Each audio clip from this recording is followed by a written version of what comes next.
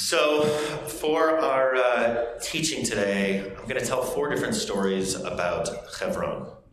Our Torah portion is the first of these 4 stories. Amen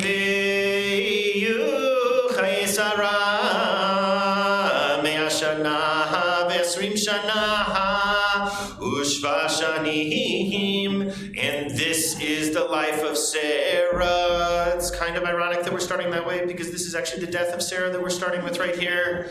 There's a midrash that says she just found out from Abraham what he had done at the Akedah, that's why she died. She was 127 years old. Shnei Chayei Sarah. These are the years of Sarah. V'tamat Sarah b'Kiryat Arba hi Hevron. So Sarah died in Kiryat Arba. And the Torah then goes on to tell us that this is now in our days called Hevron, which is still called Hebron, though there's now a Kiryat Arba next to it also again. Be'eretz Canaan ve'yavo Avraham nispo l'Sarah u'v'yitah. And Abraham was mourning for Sarah in this land that was the land of Canaan. Ve'kam Avraham me'al pnei meto. And Abraham rises up from next to Sarah's body, from next to his dead. Literally, the Torah says from the face of his dead, which is quite powerful. And he spoke to all of the Hittites. The Hittites was kind of the region that he was in. I am an alien in this place. I'm an undocumented person. Imachem amongst you all. Tanu li achuzot kaver imachem. Please sell to me a holding that I can use as a burial site for amongst all of you. Ve'ekbara meti milfanai. And let me go bury my dead.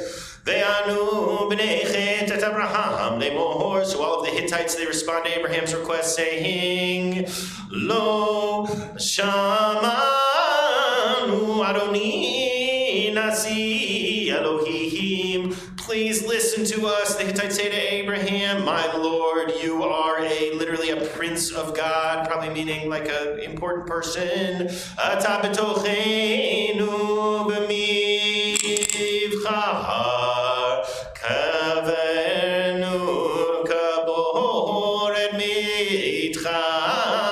So they said to him, you can have any of these, the most choice of all of the burial sites, to bury your dead. Ish mimenu et kevro lo yichla mimcha mikeva mitcha. And they said, no one will hold back the burial sites anywhere you want to bury Sarah. Vayakam Abraham v'ishtachavu le'am haaretz. And so Abraham, he got up and then he bowed really low to all of the people that were gathered there. Livnei chet v'yidaber otam lemor im yesh et nafshechem lekaver et meti milfanai. Please, I want you to let me bury my dead. Please listen to me. Shamuni v'fego li be'afron ben Zohar. Please, will everyone like Utz, this guy named Ephron, so that he'll sell me the burial place. Vayten li ed me'arat ha-Machpelah. This very special burial place called Machpelah. It's a cave that we're going to talk about in a couple minutes. Ashelo asher beketza hasadehu. And it's right on the edge of all the lands he owns, so he probably won't miss it. Bekasef malei itanei ali. And Abraham's insisting that he pays full price for this. Bitochechem lachuzot kaver. That he pays a full price for this burial plot. Ve'afron yoshev b'toch b'nei chet. And it turns out that Ephron, this guy wanted to buy it from, was sitting there all along. Ve'an Ephron achati. So Ephron the Hittite responds to Abraham et Abraham b'oznei b'nei chet. With with all of the ears of the Hittites listening, and all the people who happened to show up at the gates of the city, they said to him, Adoni, my Lord, listen to me. Shamani asadeh natati lecha. I'm just going to give it to you. You can't pay me. V'ma'ara shevo lehachnatah le'nei b'nei imi. I'm just giving it to you. Really, please, just take it. Natateh halach kavehem itach. And just go bury your dead. V'yishtachavu Abraham lifnei am haaretz. And Abraham responds to them, refusing to take yes for an answer. V'yedaber el Ephron be'oznei am haaretz le'mor. And he says to them, Achim ata lo shamani natati kesef hasedem. Please just tell me how much money to pay to you for this. Kach mimeni, take the money, ve'ekbaraha et meiti shama, because then I can finally buy the cave and bury my dead. Ve'yan Ephron et Abraham le'mor. And Ephron responds to Abraham. This is kind of turned into a negotiation now. Lo Adonai Shamani, no, Lord, listen to me. And they keep saying this back and forth to each other. Eretz arba me'at shekel. What is 400 shekels between us, really, he says. Kesef beini uveincha mahi. That's literally what he says. Like, what's 400 shekels between us? V'nit chakaver. Really, just go bury your dead. Vayishma Abraham el Ephron. And Abraham heard what Ephron said, and he paid him 400 shekels.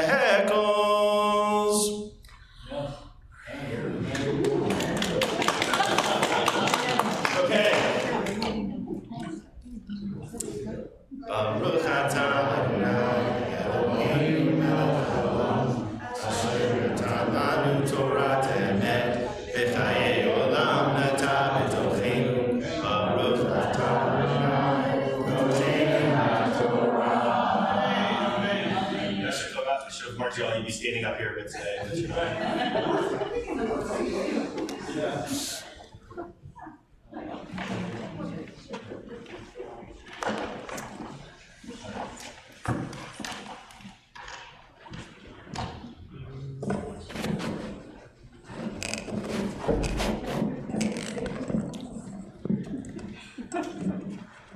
So that was our first story of Hebron. Really the first story of Hebron. So I'll summarize it quickly in case we got lost kind of in the melody, which I know we happen to, right? So Sarah has died, and Abraham finds himself alone in a strange place amongst strange people, looking to bury his wife in a place that will be permanent, right? In a place that he can return to and that won't be just somewhere along the road. So he insists on buying Hebron, right? Insists on actually paying for it. We have this whole negotiation where they keep trying to give it to him for free, and yet he insists on paying for it. Does that make sense? Yeah. Okay, so I just want to hold on to that because that becomes a really important narrative for how Jews talk about and feel about Hebron. There's this cave where Sarah is buried, Machpelah. It eventually becomes the burial place for Abraham. It becomes the burial place for really all the matriarchs and the patriarchs except for Rachel. Right? Kever Rachel, the burial place for Rachel, becomes its own separate place. Also, by the way, worth noting, also in the West Bank, also a place of some controversy to go to. So, for the better part of 1,000 years, once in particular Hevron becomes a primarily Muslim city, Jews are not allowed to enter into Machpelah, the burial cave. Right? It had become a place of pilgrimage. In fact, I would say generally, and I always think these like rankings of the holiest places are kind of just silly hierarchies, but if you're going to play the silly hierarchy game, Hebron usually comes in right after Jerusalem, and Machpelah, the burial cave, comes in right after the Temple Mount. So a sacred place, and famously for this 1,000 years or so the Jews couldn't go, there were, I think it's 7 steps leading up to Hebron. Does anyone, Susan, do you remember, is it 7? I think that's what it is. that lead up to Machpelah. And so Jews were allowed to go up these 7 steps, but not past the 7th step. And so there were literally like, I don't know what you call it when you like wear spots in stone, right? From where Jews have gone often on their like hands and knees to kiss that top step for 1,000 years. So, this is the second story of Hebron, if you didn't catch that. There's been a Jewish community in Hebron for a long time. In some senses, maybe it never ended, but certainly by the teens and the 20s, we had a Jewish community, a thriving Jewish community in Hebron, until I think it was 1924. I think there is a massacre of the Jews in Hebron. And basically all of the Jews living in Hebron are murdered by their neighbors or flee in time. And from this point onwards, Hebron becomes a city that has been ethnically cleansed of its Jewish population.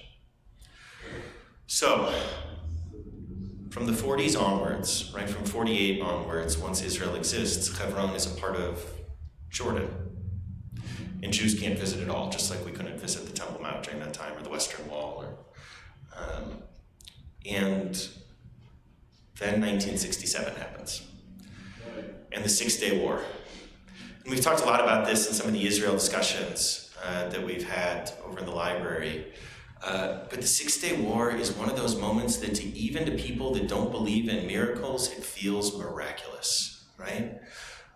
And for those who do believe in miracles and who believe that the founding of the state of Israel was part of God's plan to bring about the Messianic age, the group we call religious Zionists, Dati Le'umi. I actually think it's clearer in Hebrew, because in English we call them religious Zionists, in Hebrew we call them religious nationalists, right?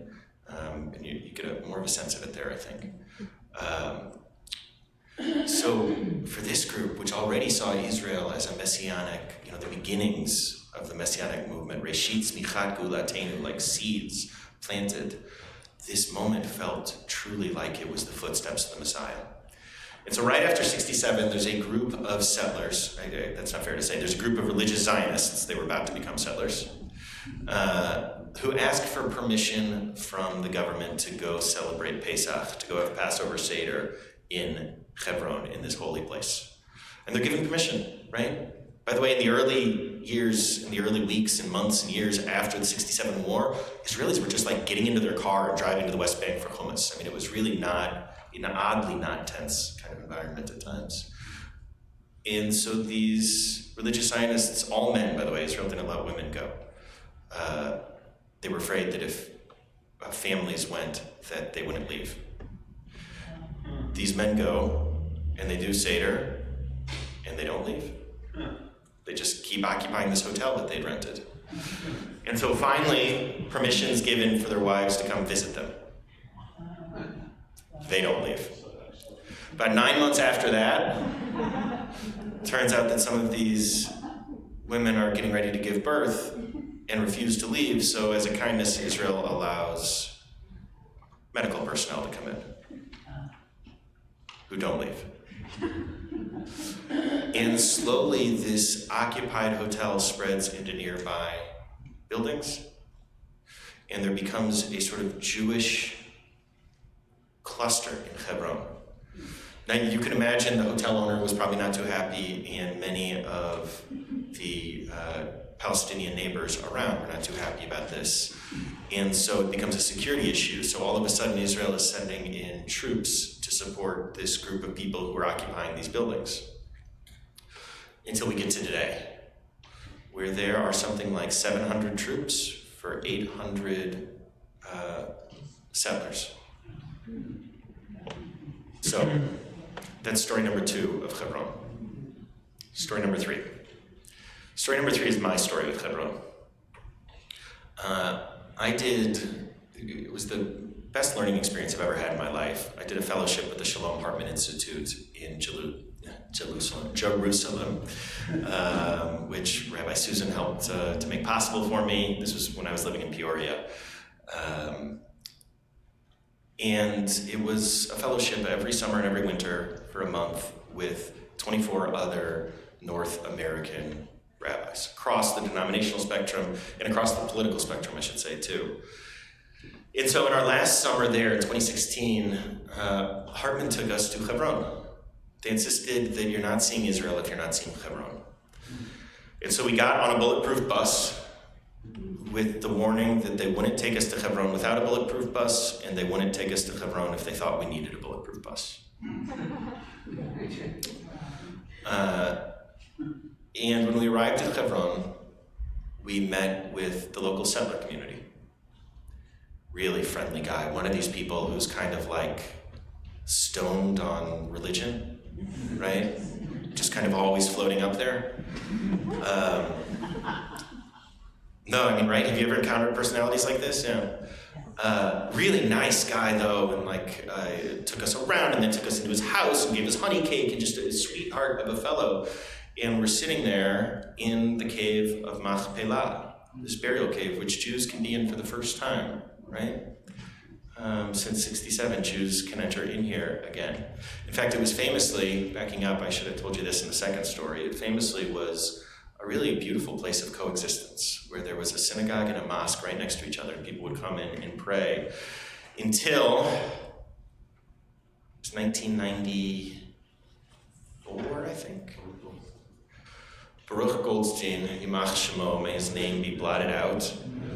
A doctor, by the way, medical doctor, walked into the cave of Machpelah. This is during Ramadan, during the most holy time for Muslims, as Muslims were praying, and he murdered 49 people who were in the middle of prayers. So anyways, I'm sitting there with the settler, taking us around Machpelah, blissed out, asking questions, and he's talking about like how sacred it is to him that he can be here again, right? That this place that had been wiped from Jewish presence and Jews could not enter, even though it had been one of our most sacred sites, right? The place that Abraham insisted on paying for, he couldn't enter. And then he started talking about a miracle worker, someone who had actually saved his life. He'd had a nosebleed that was so bad that the doctors didn't know what to do, and they were afraid he was going to bleed out from this nosebleed that would not stop, until this doctor came and laid his hands on him and blessed him, and it ended immediately. Baruch Goldstein. He offered to take us to the shrine that exists in the area, the shrine to Baruch Goldstein. He talked all about what a hero Baruch Goldstein was, about how he was a savior of the Jewish people. There's all sorts of crazy conspiracy theories they have that involve text messaging. None of it's real. We went for a tour with Breaking the Silence after that, where we walked through the abandoned streets at the center of Hebron, because Hebron has been hollowed out, the center. It's a city of 250,000 Palestinians, but the city center has been hollowed out for this Jewish community. And all of the shops and the houses that face it, about 550 shops, have been boarded up, and the houses and the apartments of Palestinians that face in towards this sort of square have been, they've had metal, bars soldered across their windows and doors so that they can't get out of their own homes. They have to often go out the other side through fire escapes and go up and come down through their neighbors. It used to be, because it cut off a whole section of the Palestinian area of Hebron, that the people who lived there were given permission to cut through on a special road in between the Jewish section to get through. And Israel decided that it looked too much like apartheid, so instead Palestinians just weren't allowed to go there at all. Rabbi Jill Jacobs, the head of Trua, refers to going to Hebron as necessary. That's her word for it. That you're not understanding and you're not seeing the reality if you're not looking at it. And that was my experience. I left Hebron that day. First of all, that's the day that I stopped believing in the possibility of a two-state solution. Wow. I'm not a two-stater. I mean, I wish I believed in two states, but I no longer believe it to be possible. And I also left that day saying that I will never take a trip to Israel with a group that doesn't go to Hebron. And we're going to keep that promise this summer. We're going to take almost that exact same trip that I described there. So, 3 stories about Hebron. 4th story. This last Wednesday, we had 4 soldiers from Breaking the Silence, the group that gave us the tour through Hebron. It's a group of Israeli soldiers who have served in the West Bank, but they actually center on Hebron. They don't tell about the war crimes or the exceptional moments or the bad apples. And those aren't the stories. Dafka, those aren't the stories that they tell. They tell the stories of the routine immorality of occupation. And their whole critique is that there's no way to do a 52-year military occupation morally, and that definitionally the soldiers who enforce a 52-year occupation will end up doing immoral acts. That's sort of their thesis right there. But their second thesis, the mission for the organization, is that they're trying to hold up a mirror. They're just trying to get Israelis and American Jews to look at the reality of the occupation. Just look at it. Just acknowledge it. They're actually very much not about solutions. They don't say, here's what we need to do, or here's how the occupation needs to end. Or they're just saying, we're not dealing with reality in our discourse if we're not looking at the occupation. And so Wednesday in B'nai Emunah, we had these soldiers speak. And who was there? So you can ask these folks too. I have never seen adults in the Jewish community behave so poorly. Ever, anywhere, in any context, in any way.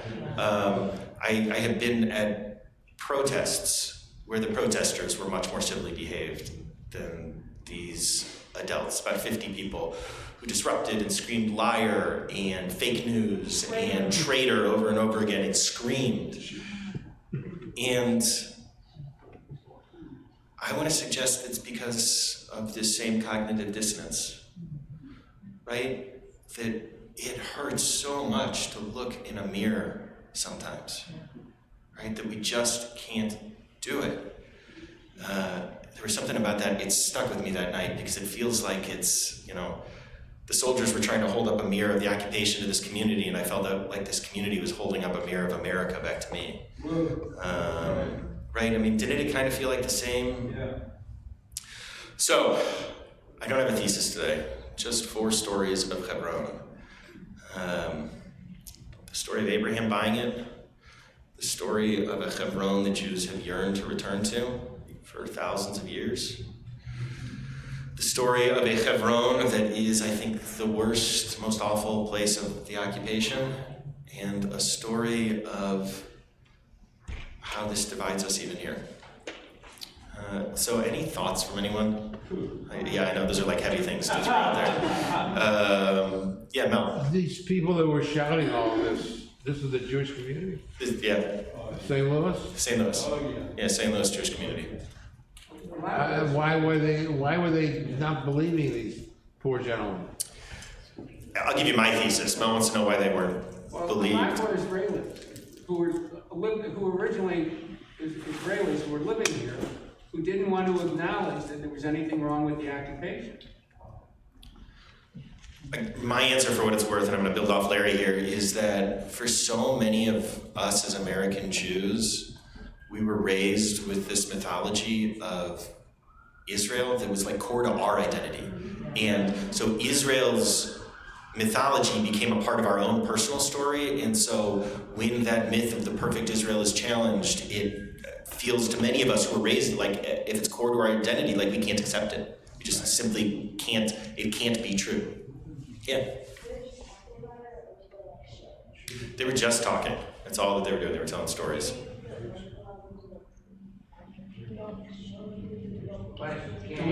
Yeah, I'll repeat what she's saying. Yeah. She's saying that a lot of people, it's a very Missouri comment here, that a lot of people want to see the proof and that you got to show it sometimes, that might have helped.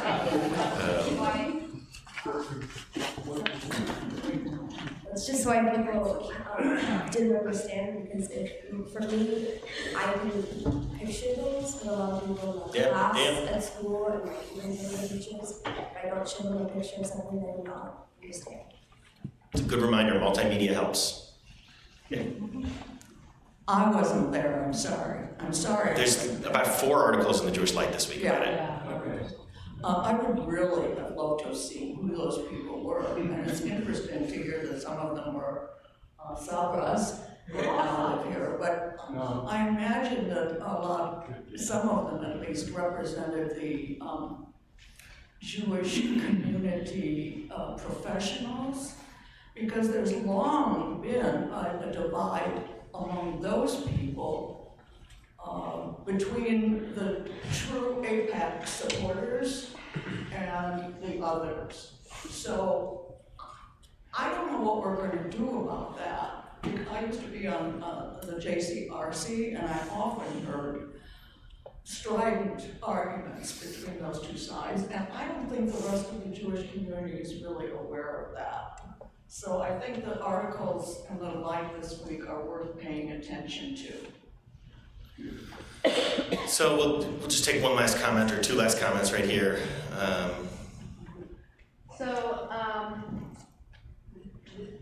The behavior was really abhorrent, for some of the Sabras, but someone a couple of days later gave me some insight because the people, the former or present IDF soldiers were actually living in Israel.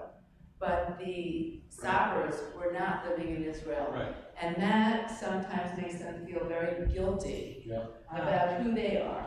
And so when we think about engaging in dialogue with people, we do have to understand where they're coming from so that we can think about how can we talk.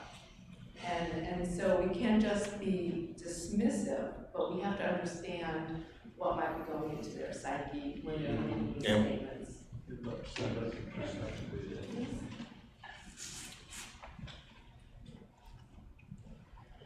That was one of the hardest nights that I have ever sat through. And part of it was the embarrassment that these people who were screaming and not letting the speaker speak. I mean, they just kept shouting them down and calling them bad apples. It was that shame that these were Jews. And the dissonance between this version of Judaism and the Judaism that we learn here at CRC with the open tent and accepting others was, it was hard for me to connect. This was the racism that is in Israel. When I was there in '69, and we had a bus, which was pretty rare in those days, and we were always picking up the soldiers. And that was when you always heard this, you can see the line where we are, it's green up to the edge, and there it's brown. They've been here for 2,000 years, and they never figured out how to turn it green like we did. And they just said horrible things about how uneducable and stupid these people were, the Arabs. And they said, this sounds like what I had just been in school in the South, what they said about the blacks. And the people actually said to me, yeah, but your blacks are educable, these people aren't. So these are 19-year-old soldiers that I'm talking to. So this is the parents and the grandparents now of these soldiers. So if this racism has been sent down since we started settling, repopulating the land, it's really, really hard. And the other side of it was the difference between how I felt about what was going on with Ferguson because of Susan reporting back to us and seeing not what was in the white papers, but what was the witness stuff.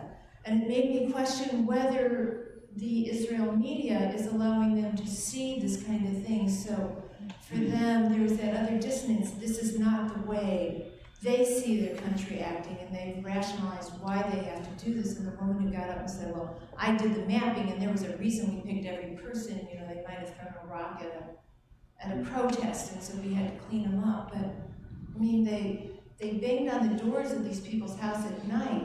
The soldiers came in, rounded up the family. They occupied the house for like 3 days, and the owners of the house and their children and family had to ask permission to use the bathroom, and then they would move on to the next house that they would invade so that they could protect these people who are occupying their city. So, it was just horrific. I think one of the things that's important to understand about contemporary Israel is that the West Bank and Gaza and sort of these occupied territories feel as far away sometimes from the day-to-day reality of most Israelis as the Iraq and Afghanistan wars felt from us. Like, I know that it's hard to believe that because it's, in some places it's like a mile and a half away, but it is if you don't read that page in the newspaper, and it's usually not the front page, then you're just not, it's not a part of your reality. And that again is a big part of breaking the silence, that they want to break that silence. Okay, last comment, and then, Okay, I have no desire to draw us away from this very real work that we've got to do, or to minimize the challenge. But I am mindful that this Parsha, Vayisara, ends with the burial of Abraham by Isaac and Ishmael together. And I take from in Machpelah, in Hevron, right? Like Davka, yeah. And even when Isaac sees Rebekah, that the servant, presumably Eliezer, is brought back, he's coming from Be'er Lachai Roi, which is the place that Hagar stopped when she was running away from Sarah, after being mistreated. So, potentially he was there after the death of his mother, reconnected with his half-brother and his brother's mother. And this is what I take from the Parsha, that despite all of this conflict and separation, that there is this possibility of reconciliation, of mutual respect.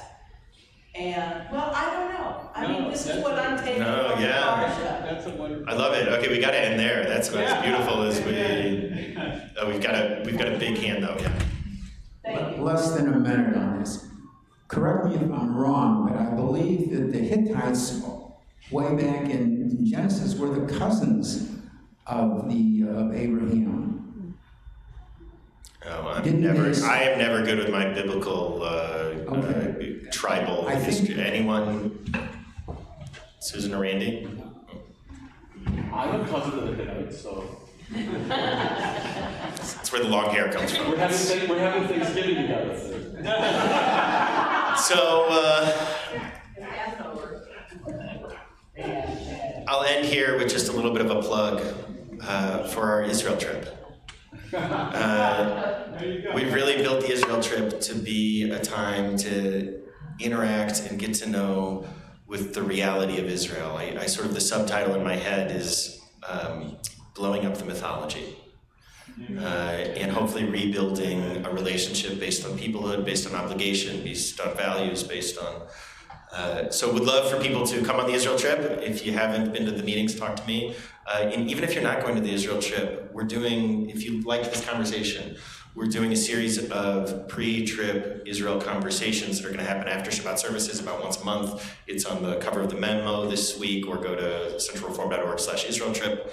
And would love for anyone to join us at those sessions, even if you're not going. Danny,